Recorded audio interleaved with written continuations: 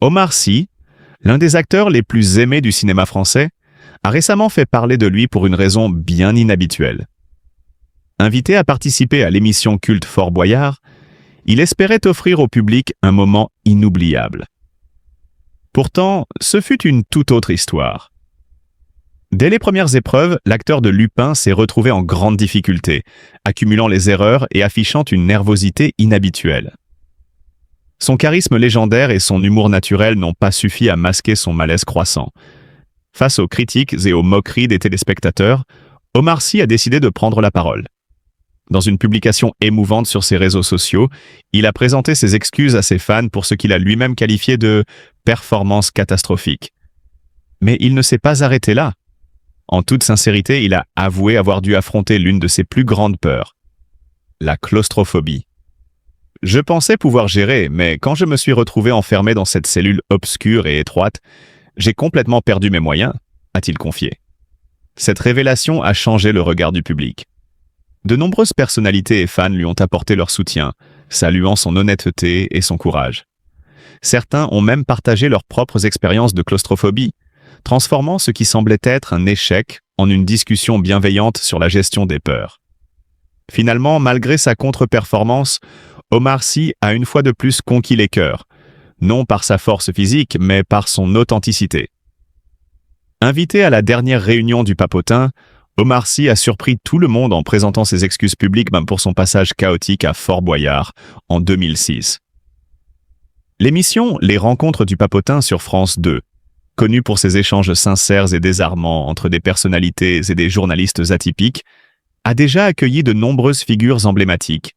Marion Cotillard, Mathieu Ricard, Clara Luciani, Antoine Dupont, Philippe Catherine, et aujourd'hui c'était au tour d'Omar Sy de se prêter au jeu. Le 6 mars, l'acteur de 47 ans est donc arrivé sur le plateau, souriant et détendu, mais il ne se doutait pas qu'il serait confronté à un souvenir qui allait le pousser à faire amende honorable. Au fil de l'entretien, l'un des journalistes du Papotin a abordé un épisode bien précis, son passage à Fort Boyard en 2006, qui avait laissé un souvenir mitigé chez certains téléspectateurs. Pris de court, Omar Sy a d'abord tenté de dédramatiser la situation avec son humour habituel, avant d'adopter un ton plus sérieux. « Ah oui, Fort Boyard 2006. C'était à la fois une expérience incroyable et une grosse bêtise. J'étais jeune, un peu fougueux, et je pense que mon enthousiasme a pu paraître excessif, a-t-il admis, le regard sincère. Il était vrai que sa participation à l'émission culte de France 2 avait été marquée par une énergie débordante, parfois perçue comme désordonnée. Aux côtés de son compère, Fred Testo, Omar Sy avait multiplié les pitreries, provoquant autant de fous rires que de moments de confusion. Certains internautes et fans du jeu avaient alors estimé que ce comportement, bien que bon enfant, nuisait à l'esprit de l'émission. Avec le recul, je comprends que certains aient trouvé cela un peu chaotique. J'étais là pour m'amuser et divertir, mais peut-être que j'ai franchi une ligne sans m'en rendre compte, a poursuivi l'acteur, visiblement soucieux de remettre les choses en perspective. Alors, je veux présenter mes excuses à ceux qui ont pu être déçus ou agacés à l'époque. Fort Boyard, c'est une institution, et je respecte profondément ce programme. Cette confession a été accueillie avec bienveillance par les journalistes du Papotin, qui ont salué la franchise d'Omar Sy. Certains ont même avoué qu'ils avaient retrouvé cet épisode plutôt drôle et rafraîchissant.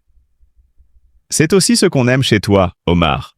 Ton naturel, ton énergie communicative, a lancé un des intervenants. Loin de se braquer, l'acteur a ri et conclut sur une note légère. Bon, si un jour je retourne à Fort Boyard, promis, je serai un peu plus sage.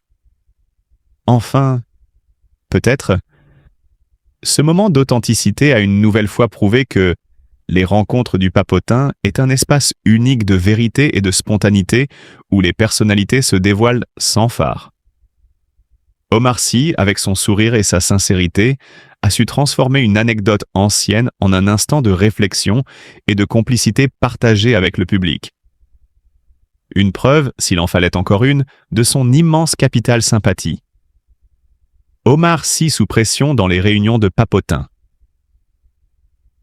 Omar Sy, acteur emblématique du cinéma français, s'est retrouvé dans une situation inconfortable lors de son passage dans les réunions de papotins. Habitué à illuminer les écrans par son charisme et son humour, il n'a cependant pas échappé à la franchise redoutable des journalistes atypiques de cette émission culte. Tout a commencé avec un rappel amer d'un épisode qui, visiblement, reste une plaie ouverte pour lui. À l'époque, son équipe n'avait remporté aucun succès et n'avait reçu que 3 000 €, une somme dérisoire comparée aux gains espérés. Pour un des journalistes présents, cette défaite était tout simplement honteuse, et il n'a pas hésité à enfoncer le clou face à Omar Sy. Confronté à cette critique frontale, l'acteur n'a pas cherché à se défiler. Avec une sincérité touchante, il a reconnu les faits. Ce jour-là, nous avons très mal joué, c'est vrai, je l'admets. Mais derrière cette simple déclaration, une vérité plus intime se dévoilait. Omar Sy semblait revivre avec une certaine amertume son expérience passée en Charente-Maritime.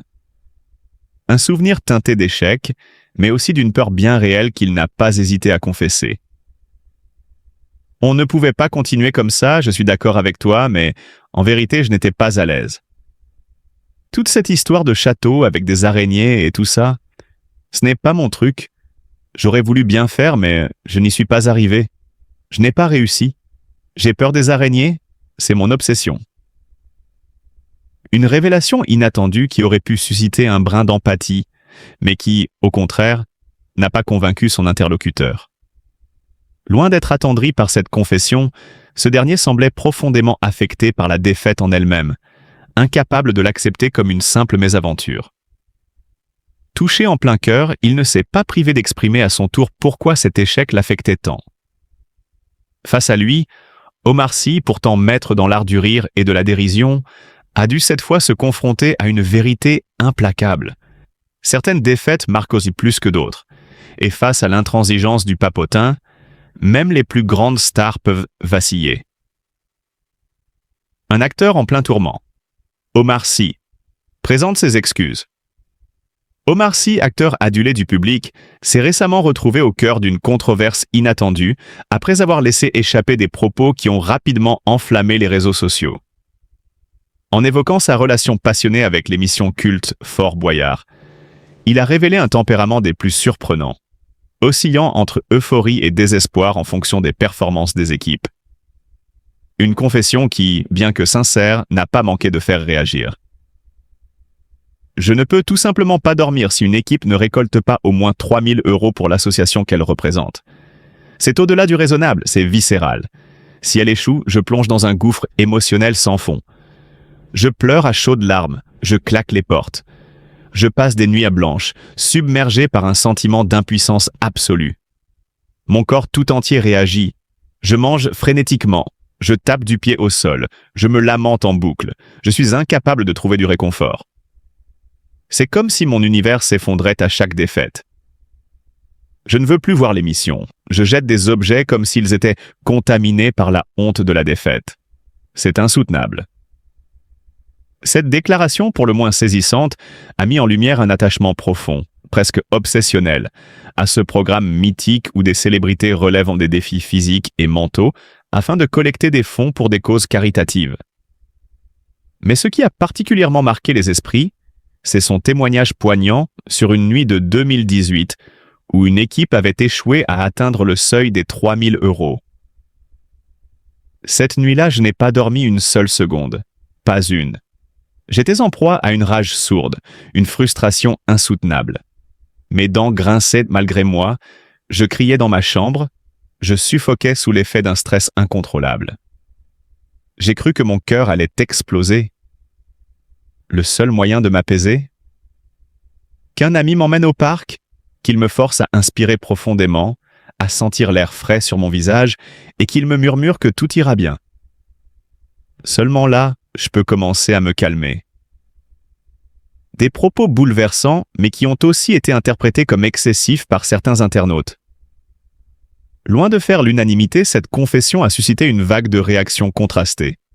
Admiration pour une sensibilité exacerbée, mais aussi incompréhension et moquerie pour ce qui pouvait être perçu comme une dramatisation excessive. Face à la tournure des événements, Omar Sy s'est vu contraint de réagir rapidement. Dans une déclaration officielle, il a tenu à clarifier ses propos et à exprimer ses excuses. Je n'ai jamais voulu offenser qui que ce soit avec mes paroles.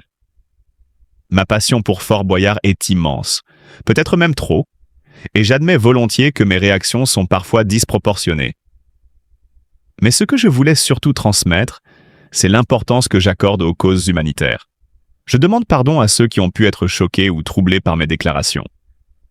Mon intention n'était pas de paraître excessif, mais simplement de partager cette émotion qui me traverse lorsque je vois un échec.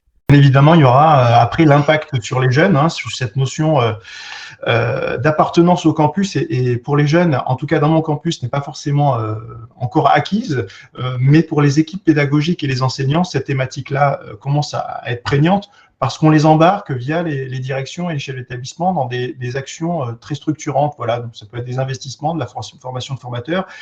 Sur l'orientation, c'est pareil, c'est renouer du lien.